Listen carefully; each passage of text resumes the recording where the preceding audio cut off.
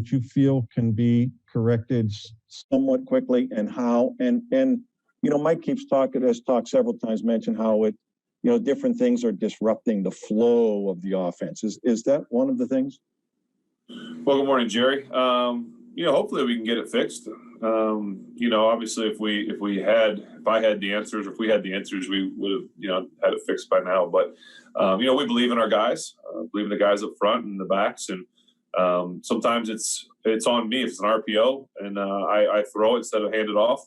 And maybe I should have handed it off, things like that. So we all need to get better, but it's more than just the run game. We need to get better as a group. And like you said, that fluidity comes to staying on the field and converting third downs, and that's on me. Joe Rudder. Yeah, Ben, when you get to this point in the season and it gets cold and you're throwing a lot of passes, aside from rest, do you do anything to take care of your arm and your body this time of year? Put extra layers on. Aside from that? Nope. Dale Lally. Ben, I'm just wondering what it's been like or how this has worked for you the last 2 weeks without Pouncey out, and what getting him back will do for your offense. Yeah, I think JC, first of all, has done a great job. Great communication. We did have one kind of CQ snap last game. Luckily, we didn't lose the ball, but it's Pouncey is Pouncey. I mean, we've been together for a long time. He is a comfort blanket. He is, in my opinion, the best in the business. He is a Hall of Fame center. So anytime you've got that guy up there, not just physically in terms of what he can do and brings to the game, but emotionally, mentally, he is that linchpin up front.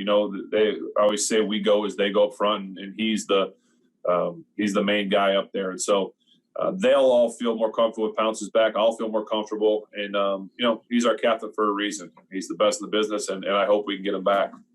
Brooke Pryor. Yeah, Ben, the situation with the wide receiver drops recently, is there anything, I know that you've spent a lot of time in the offseason and during the season building a relationship with your receivers, working on that extra during practice.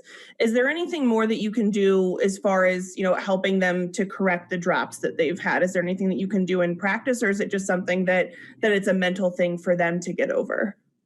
Well, each guy individually maybe is a little different, but I think that I just need to give them more catchable balls, put them in position to catch balls when they're not going to get hit. So I'm not going to worry too much about pulling them aside and having heart to heart, like you need to catch a ball. I need to give them balls that are more catchable, and I need to be my best so that they can be at their best, because when they're at their best, we're pretty good. Jim Colony. Oops. Yeah, there we go. Hey, Ben, what's your practice plan for this week, and what's the right amount of practice for you to get week by week? Not really sure. I mean, today I'm going to probably take the day off. You have to ask Coach. Tomorrow I'm going to plan on treating it like a normal kind of Thursday, even though it is a little shorter week. I'm going to plan on getting out there and get some reps, and we'll just kind of see as the week unfolds. Mike Pizzuta. Hey, Ben, you said after the game the other night you didn't like your throw to McFarland on the 4th and 1. What specifically didn't you like about it? Because it looked like a pretty good back shoulder from where I was viewing it, and you had a matchup you would seemingly want on Bostic. What didn't you like about that play? Well, thanks, Mike. I appreciate you saying that about the throw. You said it there. It was, the safety was kind of cheating over his way a little bit, and so I threw it to the outside probably a little more than I should have with a running back. I've got faith and belief in everybody that they all can make every catch, but that throw probably was more suited for a receiver to make. So if I could have had it back, I would have put it inside just a little bit more, not a lot, because like I said, the safety was kind of on his way over there, but just to keep him from drifting and trying to catch over the outside shoulder, I would have put it more up the field and maybe let him make the play. And looking back on it again, maybe even just not throwing him up the field. He had Bostic beat a little bit, maybe make him slow down and make the catch. So I shouldn't put a rookie running back in a position to make, a wide receiver type catch, in my opinion. Jenna Harner. Ben, I know you didn't play in the game last year, but what's different about this Buffalo team from when you guys faced them a year ago to now? Well, I think they're playing. I don't remember the exact scenario last year, records, things like that, but they're a really good football team. They're playing with a lot of confidence. They've got an MVP caliber quarterback who's playing at that level. They've got some defenders that are just taking the ball away every single time the ball's thrown their way, and they're just a really good football team. And I think confidence has a lot to do with that. Will Graves? Jenna just sort of took my question, Ben, but I mean, if you could jog my memory, were you around on that Sunday night game? You weren't at the stadium that night, were you?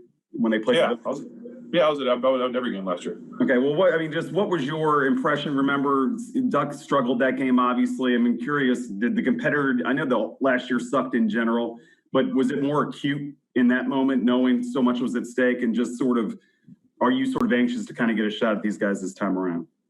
To be honest, I don't remember all the scenarios from last year. Forgive me for not being super, wired into what had happened and what week that was and all that stuff right now, because, obviously we're moving forward to this week. But, I know Coach always says 5-star matchups and this, that, and the other. But this is a very, very good football team. We're going to their place. Looks like crappy weather, night game, cold, all the perfect elements that come to playing playoff caliber football teams and playoff caliber situations at time of the year. So this is a great test and challenge for us. Mark Caboli? Hey, Ben, the jet sweep and the motion stuff was pretty prevalent early in the season, not so much since then. Why has it gone away over the past couple of weeks, and would you like to see that back? I'm not really sure. I think, for my part in the no huddle, it's not as easy to get it called, and some of the stuff we're doing. But, that's probably a better question for Randy. I know you guys will speak to him later in the week. And in terms of if it's going to come back, I'm sure it will. It's a part of our offense. We don't ever throw anything away. So it's just a matter of time, I guess. Noah Strackbean? Hey, Ben, what type of growth have you seen from Derek Watt and just understanding the offense and kind of like figuring out the different positions that he could fit into with you guys? Yeah, I think Derek does a good job of kind of being that fullback. But, if push came to shove, I really think we could put him at the tight end position. We could put him at the halfback position. I feel confident that he could be in the game in the tailback position and blitz pickup. I feel like we could get him out in routes if we had to. So he's kind of that Swiss Army knife that can do a little bit of everything and do it all pretty well. So he's become a great asset to this team, both in special teams and on offense. All right, we got time for two more. Mike DeFabo? Hey, Ben, my question is more of a philosophical kind of question in a way. Sometimes people will talk about a good loss, meaning maybe a loss that refocuses the team or forces them to look at things with a more critical eye. I'm curious if you subscribe to that line of thinking, and if so, are there any losses that come to mind throughout your career that you felt like in the long run ultimately helped the Pittsburgh Steelers? Sure, I guess certain teams, certain players can utilize that loss and motivate it, get them back on track, things like that. I also subscribe to the notion that great teams don't need it. So I don't think that I'd like to consider us a great team. We'll just have to see how we react / bounce back to this last week. And Chris Adamski. Ben, as an NFL quarterback, is it like a pitcher where if you throw 50 passes, you feel it the next morning more than when you throw 20 or 25 or 30? And is there an attrition of when you throw 200 passes over 4 games rather than 120 passes? Does that kind of add up the mileage over a course of a year for you? Well, typically, if you're throwing it 50, if you throw it 50 times, I don't necessarily feel it in my elbow. I'll feel it in the rest of my body if you get hit or something like that.